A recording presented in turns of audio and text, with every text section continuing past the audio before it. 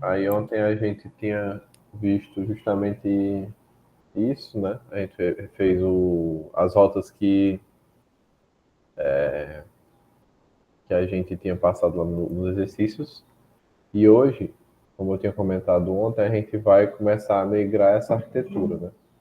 A gente vai passar da arquitetura MVC para uma arquitetura mais alinhada com padrões de projeto de arquitetura limpa e hexagonal. E aí a gente tem falado disso desde o começo do curso, e aí finalmente a gente vai construir ela, né? É interessante que a gente começou fazendo o MVC e agora vocês vão ter a oportunidade de comparar, né? De ver como foi construído o MVC e como o mesmo sistema vai ser construído em uma arquitetura diferente, né? Como ele poderia ser construído em uma arquitetura diferente. Deixa eu abrir aqui a tela.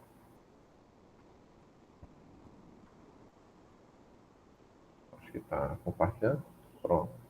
A gente vai criar novamente um arquivo, né? Uma página para o nosso projeto. Vou colocar aqui Node, TypeScript. Criar aqui uma nova pasta para o projeto. Chamar aqui de intro clean. E aqui eu vou abrir com o VS Code para a gente conseguir mexer lá dentro. Né? Aqui no outro. Aqui eu estou com outro projeto aberto. Né? Aqui está aberto outro projeto. Deixa eu abrir. Bem recente. Ultra API. Pronto. Para que a gente já possa fazer a migração de alguns arquivos dele, né? E algumas coisas aqui do projeto, elas vão se repetir, como por exemplo, eu apaguei os módulos. João? Oi. Então, inicialmente, tu tá criando aí a estrutura, né, das pastas do projeto. Uhum. Tu vai adotar um novo padrão de projeto, né, assim? Que é o Uhum. hexagonal. É isso mesmo. Se você fosse explicar aqui aos meninos, né, a todos nós, qual é a vantagem de se utilizar esse padrão hexagonal, né, Clean Architecture, que tu falou, em Uhum. relação ao MVC? O que é que eu vou ter de ganho e quais são as ocasiões que eu devo realmente utilizá-lo? Pronto. A grande diferença do hexagonal para o MVC é a questão do acoplamento entre as partes. Né? Porque o MVC, como a gente viu, lá no Services, por exemplo, do MVC, deixa eu até demonstrar. A gente. Cadê? Nesse aqui. A gente tem, né, dentro de um serviço de criação de usuário, a gente não tem só a lógica de criação de usuário, né? A gente tem aqui manipulação aqui daqui é o de leitura de usuário. Manipulação do banco de dados, ele faz uma manipulação direta aqui dentro do banco, ó, mexendo lá no repositório. E ele faz criptografia também, novamente manipulação do banco, e depois ele faz o retorno, né? Isso aqui, não necessariamente ele essas manipulações diretas, elas não necessariamente deveriam ser responsabilidade do serviço, né? O hexagonal e o clean, eles mudam justamente nesse ponto, porque ela é a arquitetura que ela vem mais de dentro para fora, né? Essa questão de dependência. A lógica do sistema, né? A lógica de negócio, tipo assim, isso aqui é uma lógica do nosso negócio. Eu não posso criar dois usuários com o mesmo e-mail. Isso aqui é uma regra do nosso negócio. Essa regra aqui, ela não deveria ser influenciada pelo externo, que é o repositório. Se eu estou trabalhando com Postgres, ou com MongoDB, ou com MariaDB, isso não deveria influenciar. Só que concordam comigo que se por acaso eu quiser mudar o repositório, então mudar o jeito de trabalhar, né? O repositório não, né? O banco de dados que eu for trabalhar, eu vou ter que mexer nessa regra do negócio. assim, para repositórios SQL, ele vai funcionar com esse método aqui. Mas se o repositório for no SQL, eu não sei se o ORM ele vai funcionar dessa maneira, né? Isso aqui está muito dentro dentro da regra do negócio, está tudo emaranhado. E aí o MVC com hexagonal, ele vai, o MVC não, o clean com hexagonal, ele vai justamente separar. A gente vai ver agora, eu vou comentando as diferenças mais no passo a passo, para vocês verem. Outro exemplo aqui é o Bcrypt, aqui, que é a estratégia de criptografia.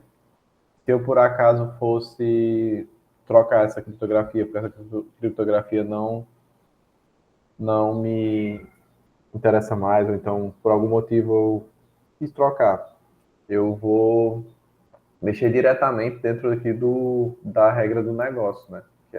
Que seria o create user. Tem que mexer nessa linhazinha aqui, ou então fazer alguma outra coisa, né? Verificação, validação, porque tipo, aqui a gente estava fazendo muito simples, ó. Eu só recebo o e-mail e assumo que isso aqui é um e-mail. Se eu quisesse fazer uma validação para ver se ele está de acordo com os padrões de e-mail, né? Tem que ter arroba, tem que ter ponto .com, essas coisas do tipo. Eu teria que fazer essa validação aqui dentro. Então, ficaria tudo muito cheio, né? Muito lotado de coisas, de responsabilidades no nosso serviço. E o hexagonal, ele justamente ele muda. Ele muda não, ele vai separar melhor essas responsabilidades. Deixa eu ver aqui, só um minuto.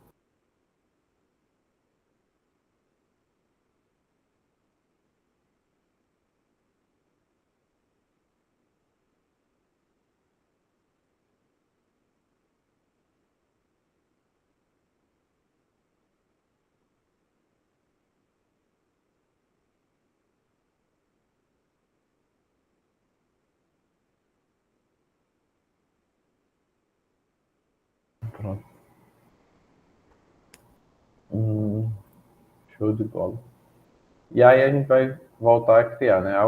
Voltando a falar sobre os arquivos, alguns dos arquivos aqui eles vão simplesmente se repetir, né? Desses arquivos vai ser o nosso tsconfig, que é essa configuração aqui do TypeScript a gente vai manter. O package.json vai ser mais ou menos a mesma coisa, só que a gente vai criar do zero. Esse biome a gente também vai reutilizar, porque ele é regras de formatação de texto, né? De código. Ponto .env também, o gitignore, tudo isso aqui vai ser reutilizado. O Docker também, essas Dockerfiles, vocês vão ver aquela questão que eu falei sobre escreve uma vez a Dockerfile para um tipo de projeto e depois só reutiliza ela, né? E aí é isso que a gente vai fazer. Começar criando aqui dentro do nosso projeto vou dar um zoom, pronto. Criando dar um npm init, né? Para iniciar o projeto. Intro clean, 0.0.0, descrição, intro clean, intro, entry point, src barra main.js. Vou chamar nenhum comando, nenhum git repository, clean, ts, API. Vou colocar o meu nome aqui.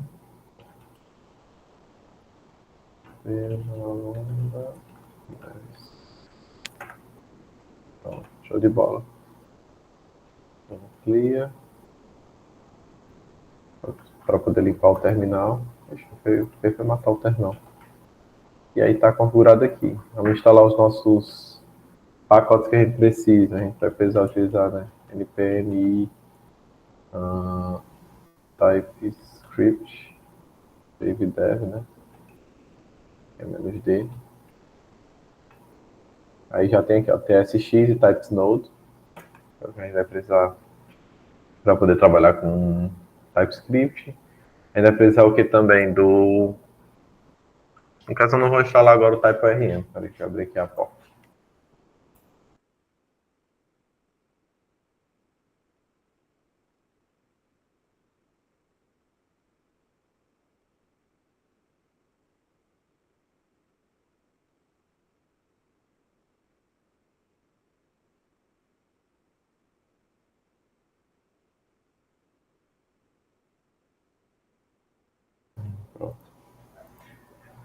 A gente vai precisar do Bcrypt, que é para fazer a criptografia. Vamos precisar do TypeORM, né, para poder manipular o banco de dados.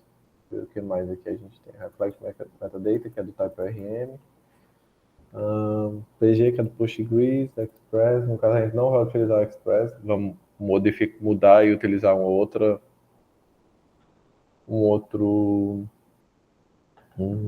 framework, né? Perfeito. E aí a gente vai instalando isso aqui conforme for surgindo a necessidade, né? Mas por enquanto vamos deixar instalado só esses realmente necessários.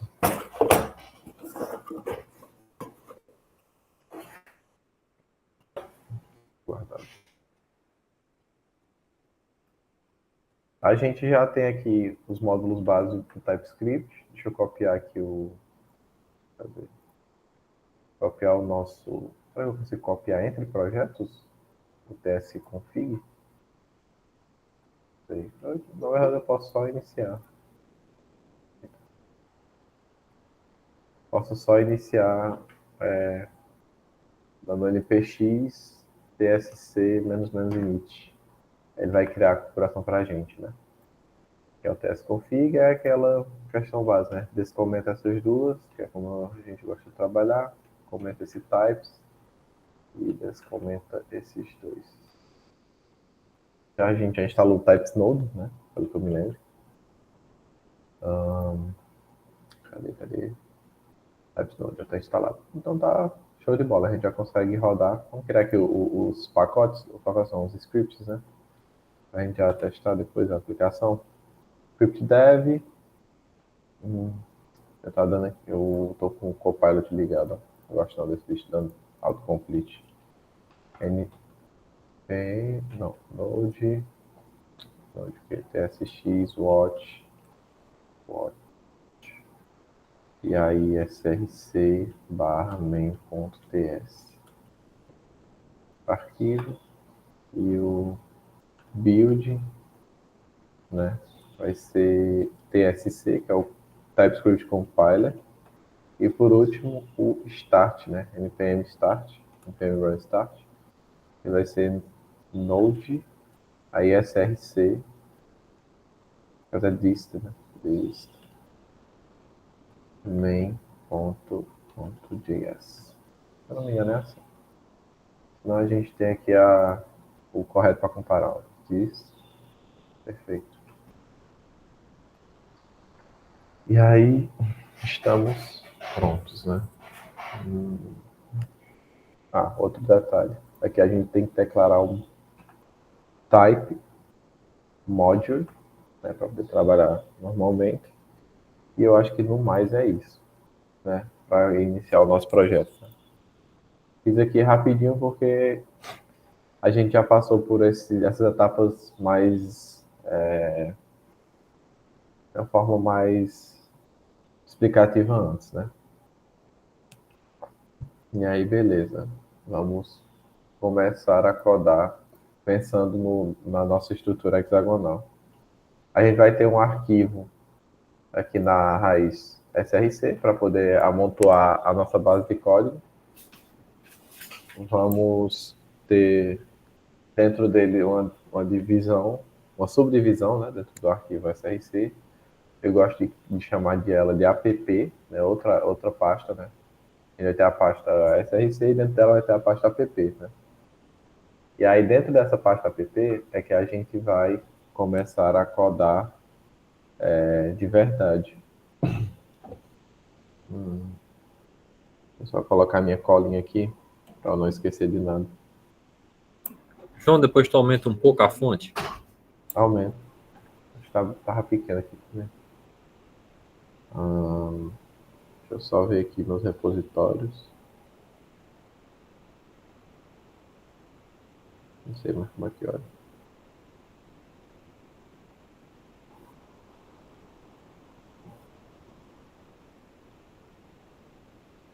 Ok.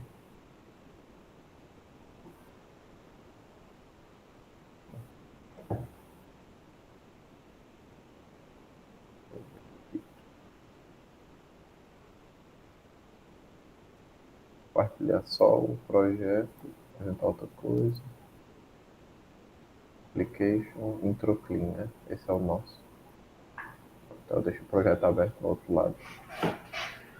Para a gente ir acompanhando.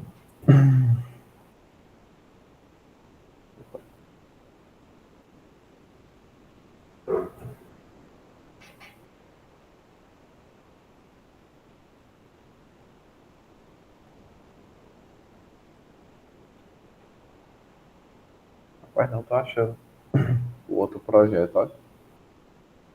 Foi que eu botei.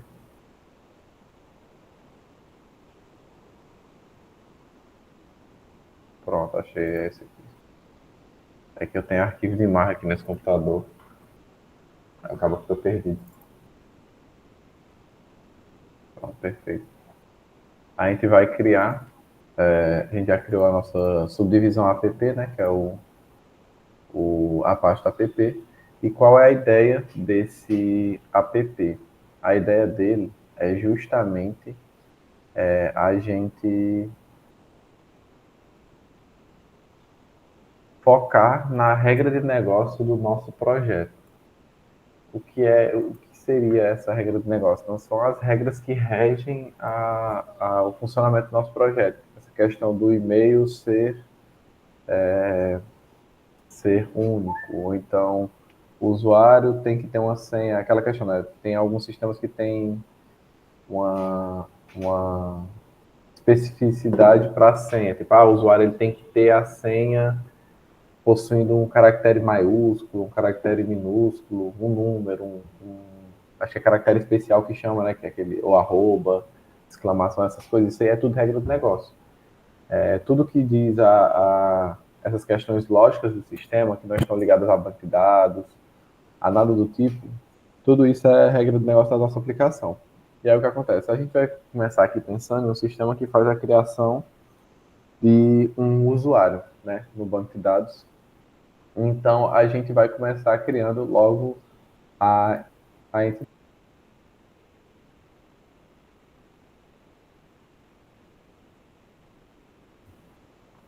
a nossa entidade do banco, né? Qual seria essa entidade nossa, né? Seria nada mais nada menos que o próprio usuário, né? Então, aqui dentro desse SRC app, a gente vai criar uma nova pasta desse app, são várias pastas, vai ser bem dividido, chamada Entities. Pode ser qualquer nome que você quiser, mas Entities ele é uma boa nomenclatura, né? E aí, beleza. Dentro de Entities, a gente vai criar a nossa entidade, né? Vai ser o user.entity.ts. Né? Essa é uma forma de nomear a nossa entidade, né? Você coloca o nome da entidade, um ponto, entity.ts. Né? O entity ele meio que especifica um subtipo, né? Porque o tipo final é o TypeScript, é o tipo do arquivo, e o entity é o subtipo dele. Né? É uma nomenclatura que é muito comum nos projetos TypeScript e Node no geral. Inclusive, eu esqueci de comentar, mas a gente vai ver também uma nova forma de nomear, né? Para vocês se lembram, né? Que a gente estava, por exemplo, nome de classe, a gente sempre deixava o nome do arquivo maiúsculo, né? Essa é uma forma de nomear. Aí agora eu vou trabalhar com outra forma aqui já para mostrar essa pluralidade que existe, né? Não tem certo, não tem errado, você pode usar o que você achar melhor, né? Por exemplo, se alguém se sentisse mais confortável escrevendo user entity, assim, também estaria correto, né? Não estaria errado. Mas consegui utilizando isso aqui. E aí, beleza, aqui a gente vai começar a criar e começar a pensar no nossa entidade de usuário. O que é que ele vai ter, quais são as propriedades que ele vai ter e como esse usuário vai se comportar no sistema, né? Mas inicialmente vamos começar só por o que é que ele vai ter, né? O que a gente iria fazer? Aí de início a gente iria criar uma interface chamada user props. Estou com esse Copilot ativo de novo, hein? User props, e aí é que a gente define as propriedades que ele teria, né? Gostaria que ele tivesse nome, né? Sendo uma string. Gostaria que ele tivesse o que mais? E-mail, né? A gente tinha lá, sendo string também. E password, sendo string também. E aí, beleza. Logo em seguida, a gente iria criar a nossa entidade de usuário, né? A gente colocaria aqui export class user, né? Ou então poderia ser user entity. E aí a gente vai criar algumas propriedades base do nosso usuário, né? Se vocês bem se lembram, o nosso usuário ele vai ter o ID, né? Então eu vou colocar aqui que ele tem um private ID. Poxa, deixa eu pegar o negócio. Private underline ID. O underline, se vocês bem se lembram, porque ele é uma propriedade privada. E aí esse underline ele é um padronismo, né, do TypeScript para poder definir as propriedades privadas e não privadas. Só na questão da nomenclatura, né? Ele não tem diferença nenhuma a nível de execução de código, nem nada. Né? O que realmente demonstra que ele é privado é esse keyword aqui. Né? Inclusive tem linguagens como o nome? O Dart, é Dart, né? Que é do Flutter, para quem conhece, que eles trabalham com essa nomenclatura já sendo o indicador de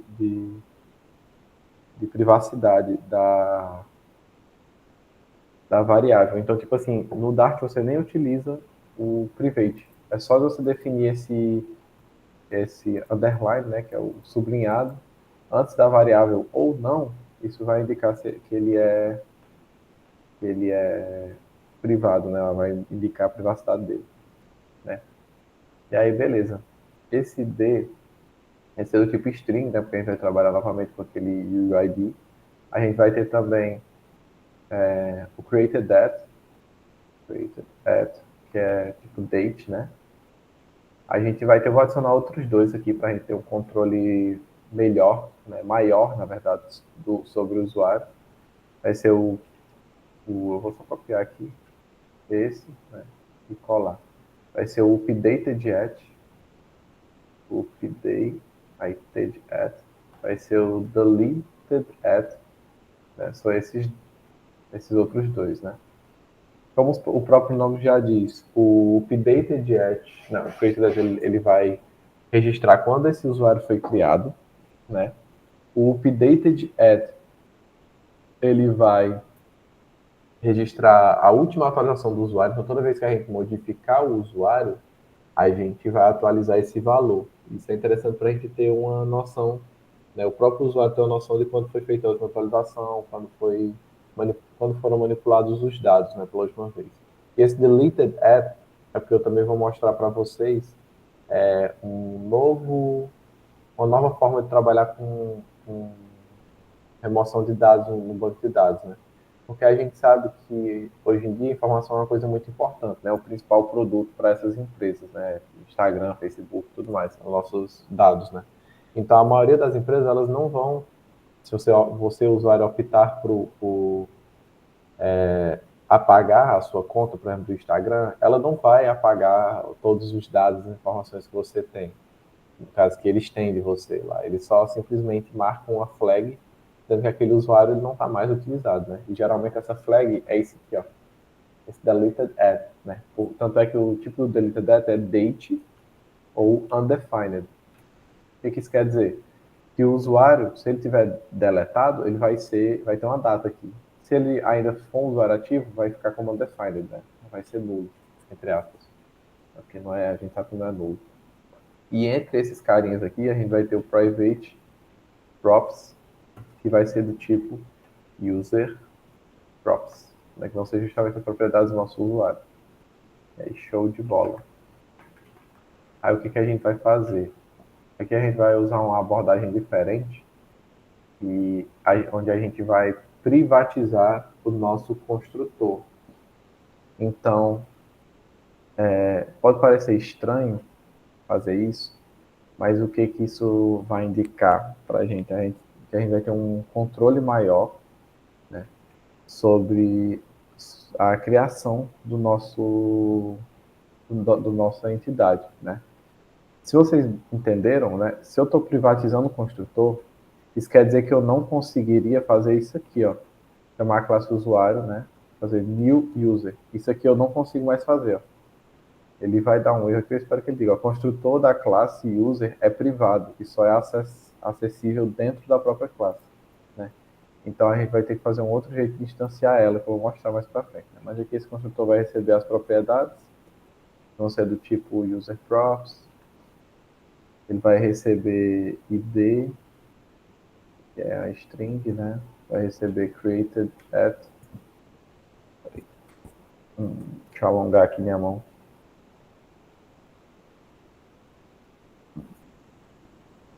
Ele vai receber todas as propriedades do nosso sistema, basicamente, e a gente vai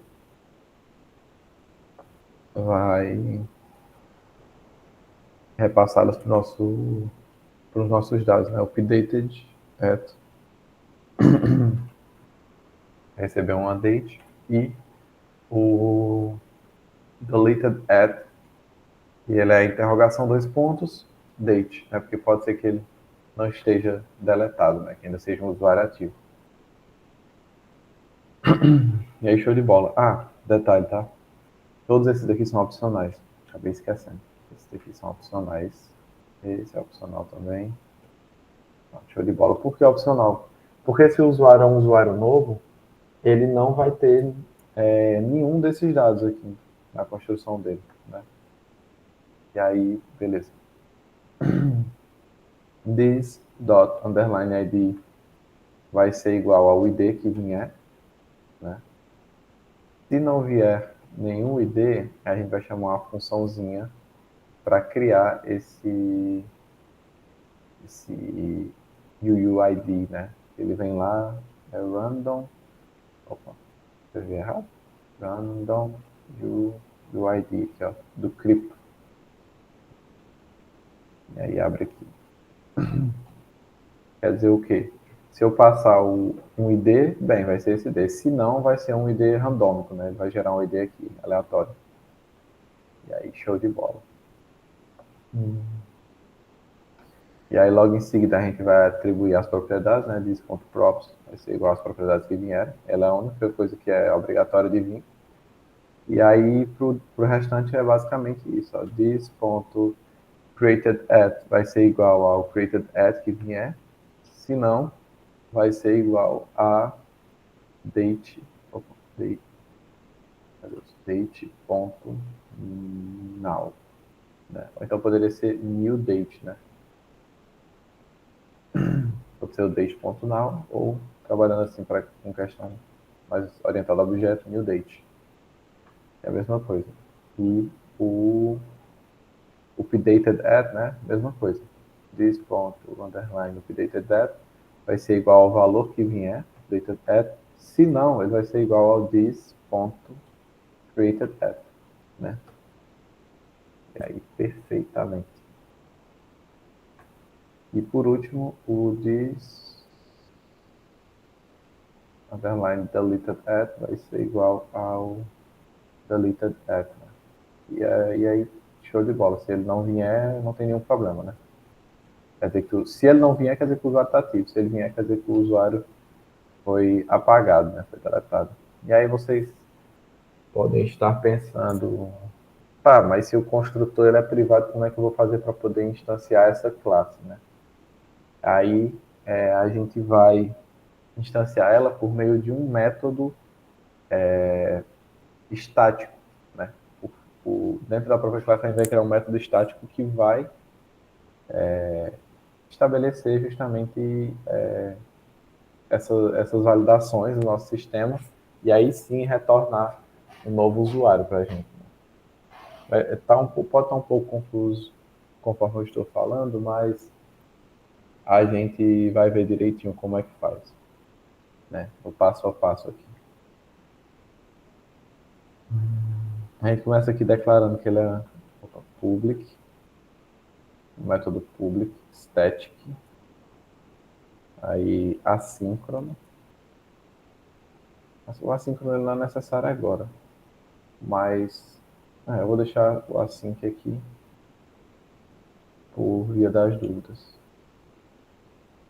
Eu sei que mais para frente ele vai ser assíncrono, que a gente vai fazer a criptografia da senha, né? Aí a gente vai fazer a criptografia da senha logo agora. Já faz direto, né? Async create, que é o nome do nosso método, né? E aí, show de bola. Ele vai receber o que aqui dentro? Ele vai receber as propriedades do nosso usuário. Então, os user props. E pode receber o ID, que é o string, né? E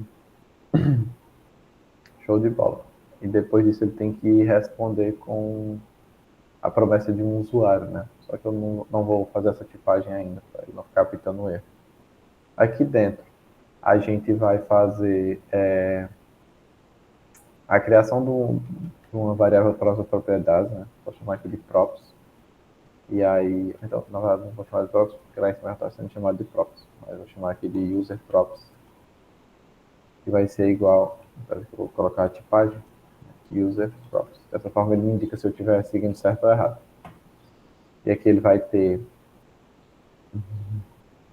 o name, que é do props.name, name, o e-mail, que é do tipo prop, tipo não, né? Vem lá de props.email, e a senha, né, que é o password, vai ser a nossa criptografia, né, de senha. E aí a gente não tem instalado aqui o Bcrypt, então a gente vai instalar ele para poder utilizar a criptografia, né, da nossa senha. Cadê o nome do pacote? É esse aqui. Bom, é o Bcrypt. E tem que instalar a chipagem também, né? npm e Bcrypt e npm i-d types Bcrypt. Pronto, show de bola. Tudo instalado. Dessa forma, a gente vai chamar aqui o await hash, né, que vem lá do... Acho que ele não reconheceu ainda o Bcrypt. Ver se ele reconhece importando aqui. Import hash from Bcrypt.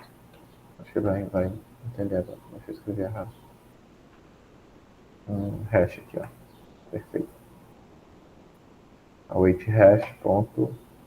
Opa, ponto não. Abre parêntese. E aí a gente vai passar... Aqui tá errado? Não.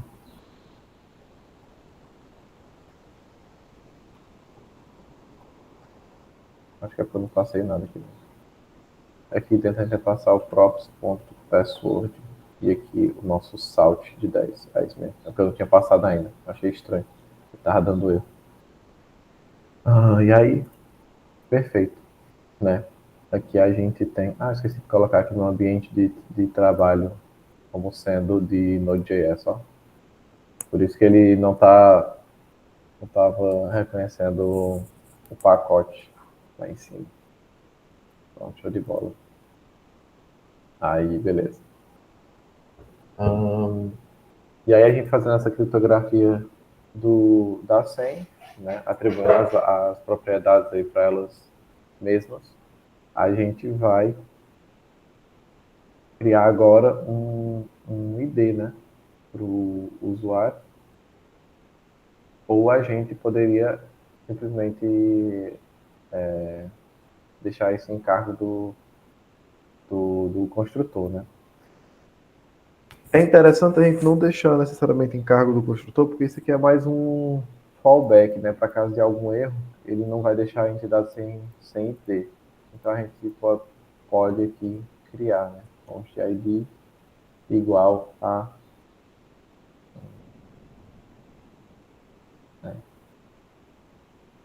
const ID vai ser igual ao ID que vier. Eu não posso chamar assim, né? Igual ao ID que vier ou o random UUID, né? E aí, por último, a gente vai dar um return new user. E aí eu vou passar aqui o user props e passar o ID, né? Que a gente quer. E aí, dessa forma, está feita a nossa criação do usuário, né? Agora, para pensar, isso aqui é desnecessário. Só implementar isso dentro da loja, né? Só preciso passar o user props que o ID ele cria lá dentro. Tá certo, tá certo. Aqui eu só preciso passar o ID específico. O ID específico não, o ID que ele pode enviar, né? Pronto. E aí, show de bola. Dessa forma... esqueci de colocar aqui o nosso formatador de texto, né? Que é o biome.json. Tem que instalar o Biome também, né, gente? Tinha esquecido. Cadê o pacote do Biome? Como é que instala? npm -d, né? É @biome.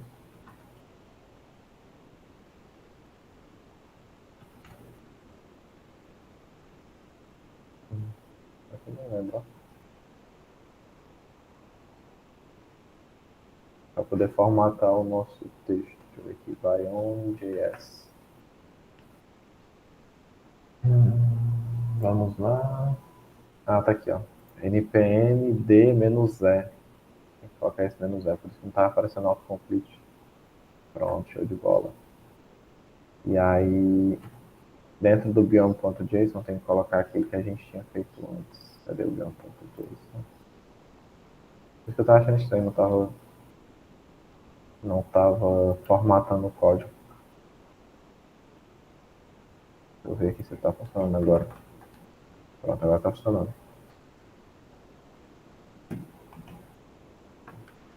Pronto, show de bola. Quando eu salvo, ele está formatando. E aí, perfeito. Dessa forma aqui, o que acontece? A gente tem o nosso construtor privado, ou seja, essa lógica aqui ela só pode ser acessada dentro da própria classe.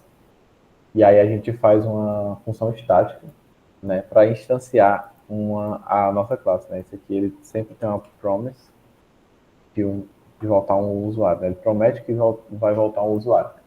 Por que a gente privatizou o construtor?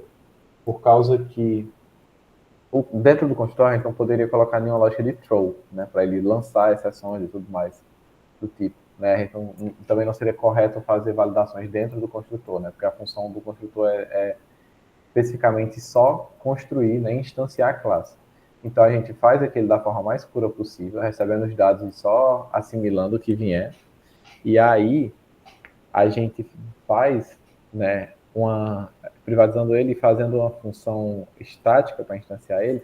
Aqui dentro a gente vai fazer validações. Então, tipo assim, se tiver que lançar uma exceção, um erro, então barrar, ele barra antes de chegar no construtor. E aí a gente consegue ter um controle, né, uma validação melhor, né? Eu mostrei aqui para vocês utilizando esse props, mas uma forma de fazer poderia ser também aquela desconstrução, que eu já tinha mostrado para vocês. Ó, name, e-mail e password. Tirar todos eles daqui. E aqui eu vou apagar esse props ponto, deixar só dessa forma, né? E aí, show de bola. Ele funcionaria da mesma forma, e aqui eu já estou desconstruindo o objeto, né, para evitar aquela repetição. E ainda mais enxuto ainda seria eu apagar isso aqui, né, e-mail, e-name, e manter só dessa forma, que ele já compreende que esse é esse e esse é esse, né? Perfeitamente. E aí, vamos seguindo, né? Caso a gente tem nossas propriedades privadas aqui, só que a gente ainda não tem como acessar elas, né? Então vamos fazer aqui uns getter e setters dela, né? Eu lembro que eu tinha mostrado para vocês lá na primeira, não foi na primeira aula não, mas na primeira aula de TypeScript a gente tinha trabalhado com getter e setter, né? E o que a gente vai fazer vai ser basicamente a mesma coisa. A gente vai criar um public get id Ele vai retornar return this underline ID. Opa, underline ID. Pronto. Aí mesma coisa. O restante, né? Public, get, created at, return this, created at.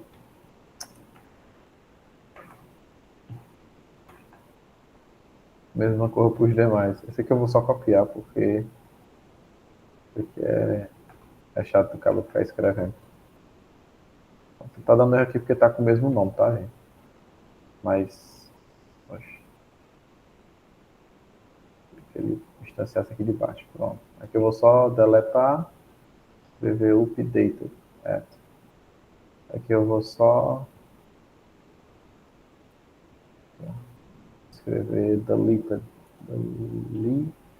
at. Pronto. E as nossas propriedades, como é que a gente faz? A gente vai fazer uma para cada propriedade. Public get name.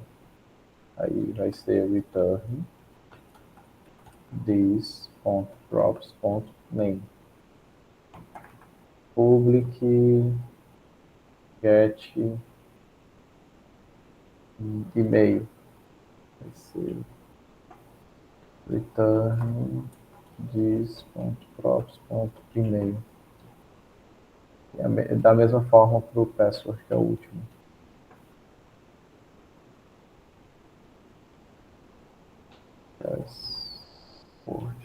Perfeito. Dessa forma a gente tem todos os nossos getters e setters. No caso, só os getters. Setters depois a gente vai fazer mais para frente, né? E aí pronto, a gente tem basicamente aqui a nossa entidade feita, né? E essa entidade, ela já tem as responsabilidades muito bem divididas. Como assim, né? Questão de criptografia já está aqui, ó, dentro da nossa entidade do usuário, porque isso só diz respeito a ela, né? Questão de se tivesse qualquer outra validação, por exemplo, validação do e-mail, né, para confirmar que o e-mail ele está no tipo e-mail, né? Ele está seguindo aquele padrão com arroba e tudo mais. Também está aqui, poderia estar aqui dentro da nossa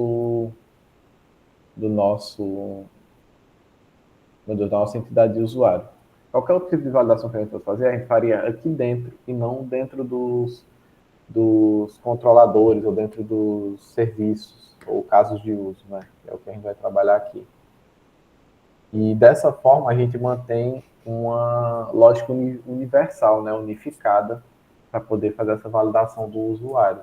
Então, por exemplo, se eu quisesse que o nome do usuário tivesse mais de 3 letras, eu colocaria aqui dentro a validação. If name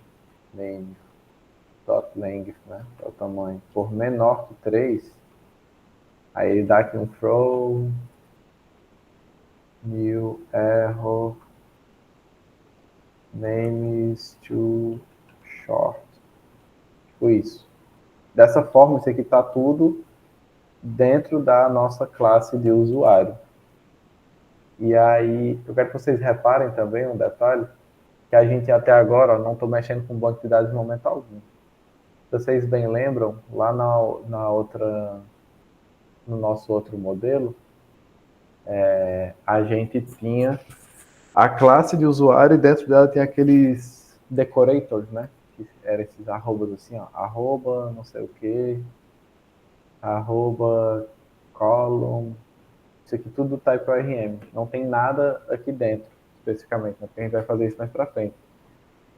A diferença do hexagonal e do clean é justamente isso, porque a gente passa muito tempo codando sem se importar com o exterior, né? Que seria a questão de banco de dados, de API e tudo mais. Até que, por exemplo, daqui a gente já pode seguir, eu vou tirar essa validação, porque não vou querer utilizar ela, mas daqui a gente já pode seguir para fazer uma rota de criação de usuário, né? Fazer a lógica da criação do usuário só com essa base que a gente construiu aqui, sem ter banco de dados nem nada, né? Obviamente a gente não vai conseguir testar porque a gente não tem um ambiente real ainda, mas a gente consegue construir a lógica e validar a lógica dessa operação. E aí, como é que a gente faria isso, né?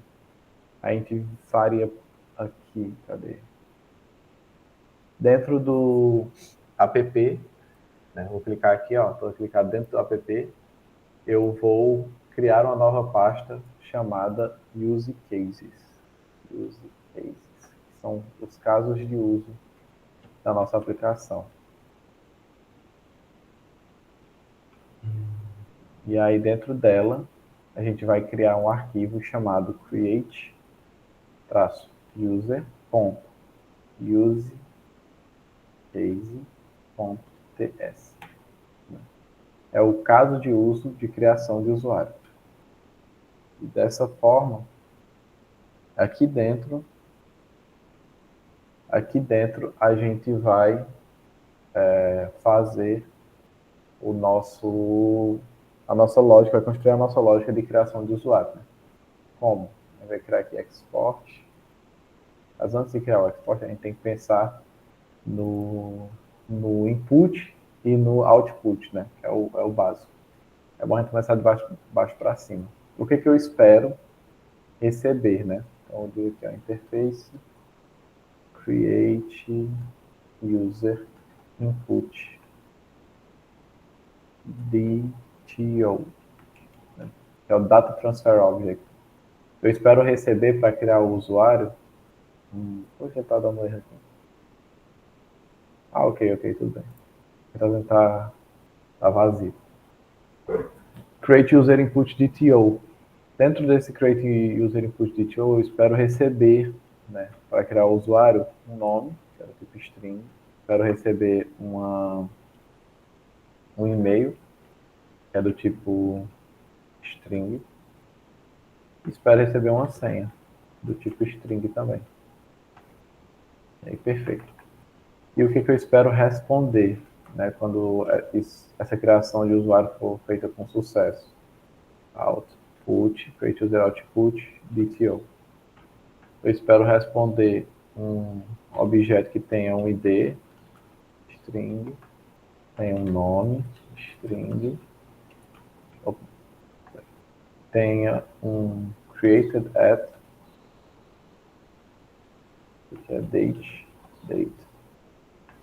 um updated at, que também é date, e um deleted at, que pode ser um date, né? Ou pode não ser nada. E aí, show de bola. Dessa maneira, né, eu poderia até resumir, porque esses dois aqui não importam muito. Se eu acabei de criar o usuário, não tem como ele estar deletado, né? Então eu vou manter só esse... faltou o e-mail. Esqueci. String, e-mail. Vou manter só esses aqui, então, já que o usuário está sendo criado agora. Então não faz muito sentido a gente botar o updated e o deleted. Mas beleza. Aqui a gente vai criar a nossa classe, export class, create user, use case. E dentro dela a gente vai ter um construtor e um método. Né? Só que a gente vai fazer primeiro o método aqui. Assim, execute. Esse método execute, ele vai receber, vou colocar aqui, input. Vai ser do tipo create user input DTO. E vai responder, né, com a promise de create user output DTO. Show de bola. E aí, esse input aqui, a gente poderia desconstruir ele, se a gente quisesse, retirar as propriedades dentro dele. Mas eu vou manter o trabalho dessa maneira aqui. Né? Isso aqui, até agora, está muito parecido com o que a gente já tinha até então. Né? E aí, vamos começar a pensar na lógica da nossa criação de usuário, né? Que é basicamente a mesma lógica de criação do outro sistema do MVC, né? Lá no MVC a gente fazia o quê? A gente fazia uma verificação para ver se o usuário, esse e-mail do usuário já estava sendo utilizado. E aí, se não estivesse sendo utilizado, ele criaria o usuário, né? Porque não teria nenhuma duplicata, né? A gente garantiria que aquela chave ela é uma chave única. E aí, basicamente era essa a nossa lógica lá de dentro, né? Eu não estou falando de criptografia nem nada, porque essa criptografia de senha, por exemplo, ela está ligada, né? Ela está responsabilizada, né? Ela, na verdade, a responsabilidade da criptografia de senha é da nossa entidade usuário, e isso a gente já fez. Então, a parte de lógica era só isso que a gente tinha. A gente verificava se o e-mail era duplicado ou não, né? Se o e-mail já existia no banco, e aí, se não fosse, ele criava. Como é que a gente vai fazer isso, né? Dentro do nosso sistema, né? A gente chamava lá de const existent. Não lembro mais não como é que a gente chamava. Deixa eu ver aqui. Lá no nosso serviço de criação de usuário. Existing. Era igual, aí aqui eu trazia, né, esse dado do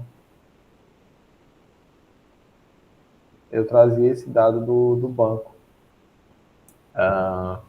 Só que a questão é que eu não instalei TypeRM, eu não instalei o PG, não instalei Reflect Metadata, nada.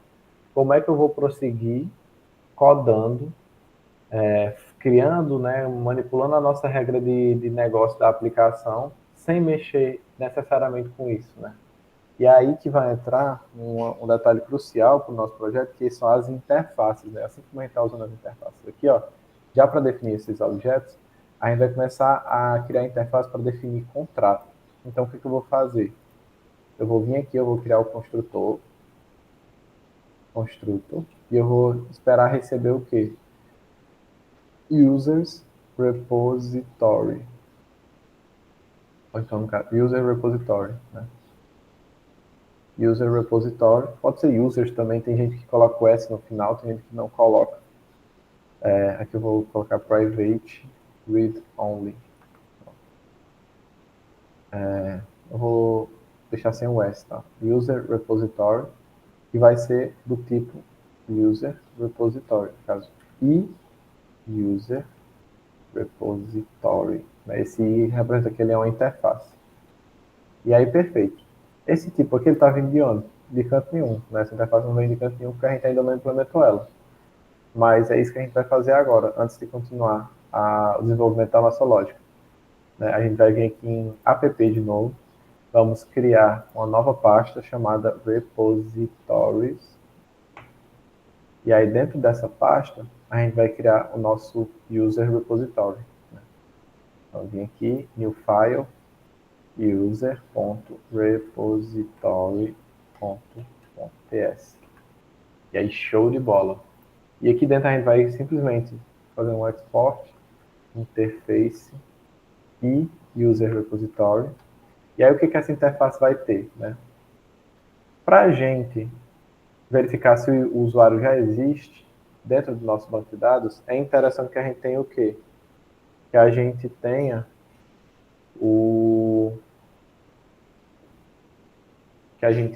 um método que faça essa validação pelo e-mail, né? Então vamos dizer que eu quero aqui um método find by e-mail, né? E ele vai receber o quê?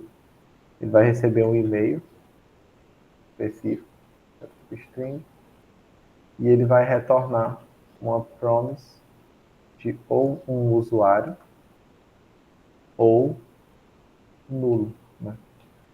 Pode ser que tenha, pode ser que não tenha esse e-mail, esse usuário com e-mail lá no nosso sistema, né? E aí, show de bola. Dessa forma aqui, o nosso user repository já está prestando a função que ele deveria, né?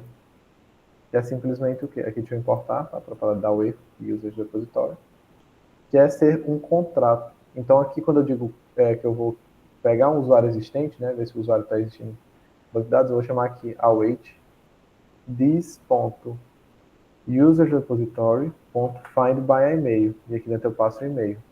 Opa, e-mail. Vamos desconstruir. Então, deixa eu colocar o props antes. Props e-mail.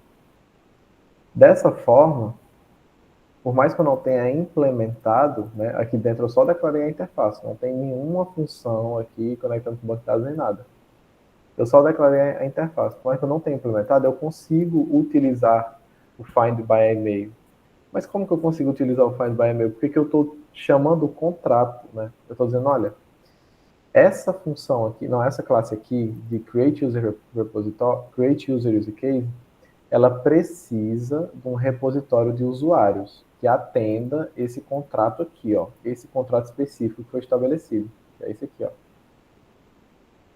Então, mais para frente, a gente vai passar uma implementação desse contrato aqui, que realmente vai ter um código implementado para acessar banco de dados e fazer essas validações. Só que, por enquanto, para ele não importa, porque a gente está trabalhando só com a lógica do negócio, né? Então, aqui eu estou dizendo isso, né? O contrato, eu vou ter esse user repository, que é desse contrato aqui. E o que esse contrato tem? Ele tem no mínimo, ele tem que ter pelo menos uma função, né, um método que seja chamado find by mail, que eu possa passar um e-mail do tipo string e ele vai me dizer se ele vai me retornar ou um usuário ou nulo. E aí pronto. Dessa forma a gente consegue continuar codando a nossa lógica do negócio sem se preocupar com banco de dados e coisa do tipo, né? Aqui eu chamei de props, vou chamar de input, não sei porquê. Chamei de props. Agora que eu vi. E aí beleza, aqui o resto é validação normal. If existing, né? Então se tiver o usuário já existindo, a gente vai dar um throw new error email is already being used. Has already been used? Has. Não sei não se está escrito certo. User, deixa eu colocar assim, então, user with this email is already registered.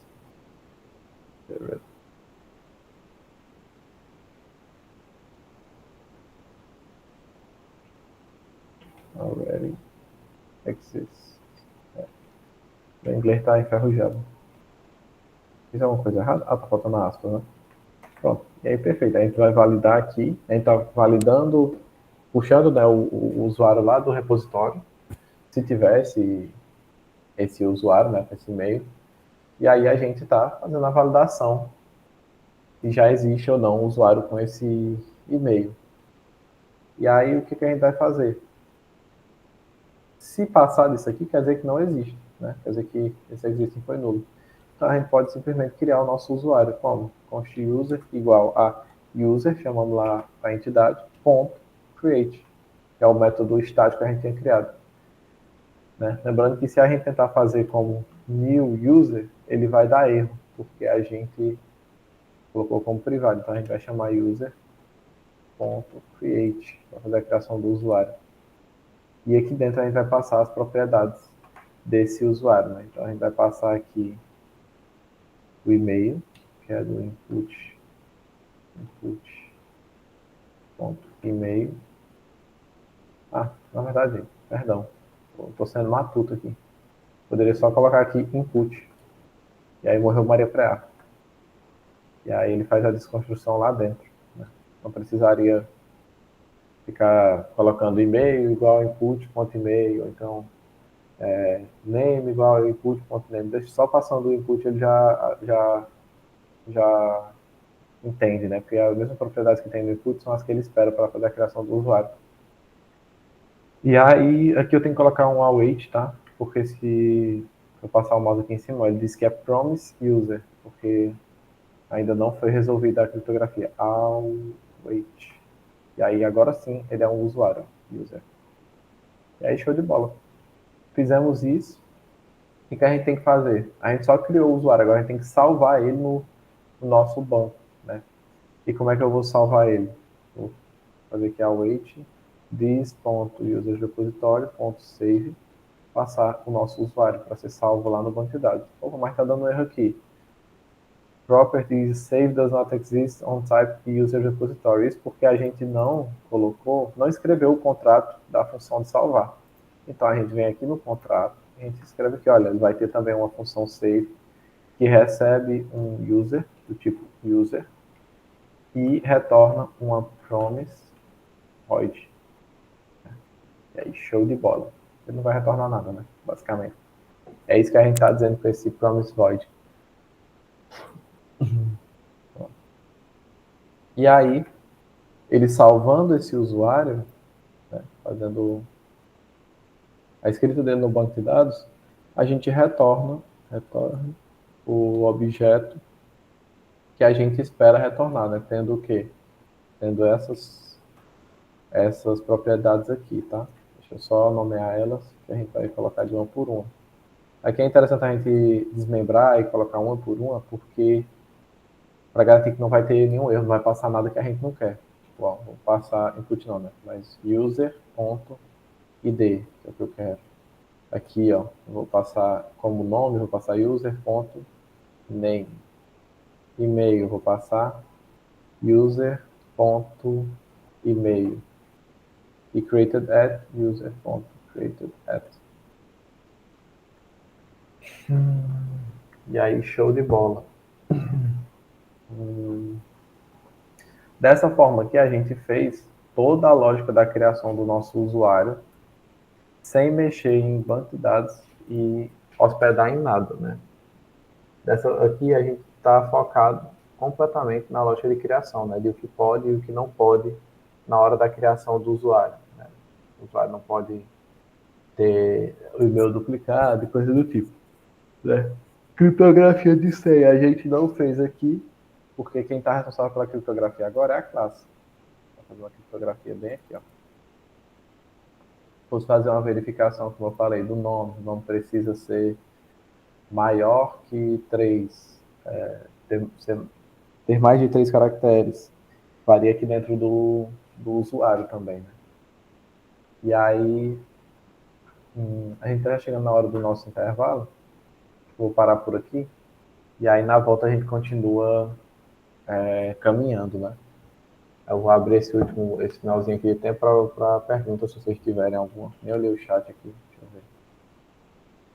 É um pouquinho mais complexo esse daqui, que é uma forma diferente de se trabalhar. Mas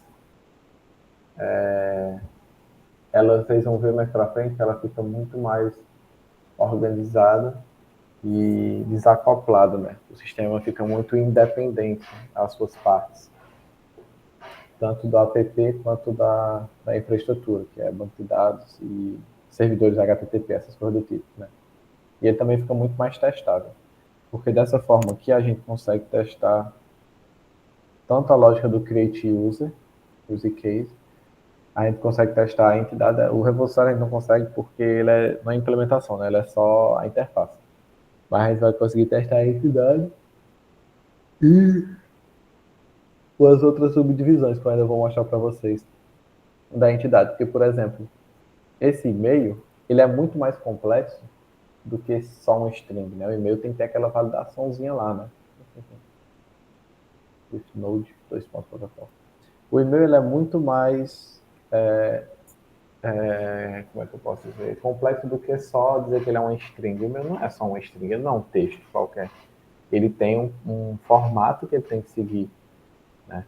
Da mesma forma, né, o ID da nossa aplicação também, ele tem um formato a ser seguido, né? Aquele UUID. Ele tem a sequência de caracteres que ele aceita, né? De 1 até o F do alfabeto hexadecimal.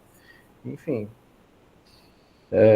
são coisas que a gente vai ainda quebrar ainda mais, né? Dividir em partes menores ainda do nosso sistema para que a gente tenha um controle absurdo assim, sobre a interdependência das partes. E aí, no mais é isso. Eu acho que agora a gente vai para o intervalo, né, Renato? É isso aí, João. Vamos para o intervalo. Daqui a uns 15 a 20 minutos, né? 9h20, 9h40, 9h45 a gente retorna, né, para dar continuidade. As aulas de ontem já estão no YouTube, naquela mesma playlist, né? Quem perdeu ontem pode assistir. A de hoje eu vou gravar e colocar daqui a pouco, né? E a de hoje é uma aula muito importante, né, João? Porque é outro padrão que é bem interessante, né? E dá uma amplitude maior no conhecimento que a gente está aprendendo aqui no curso. Sim, sim. Pois Pois é, beleza, Gui. pessoal. Até daqui a 20 minutos. Até.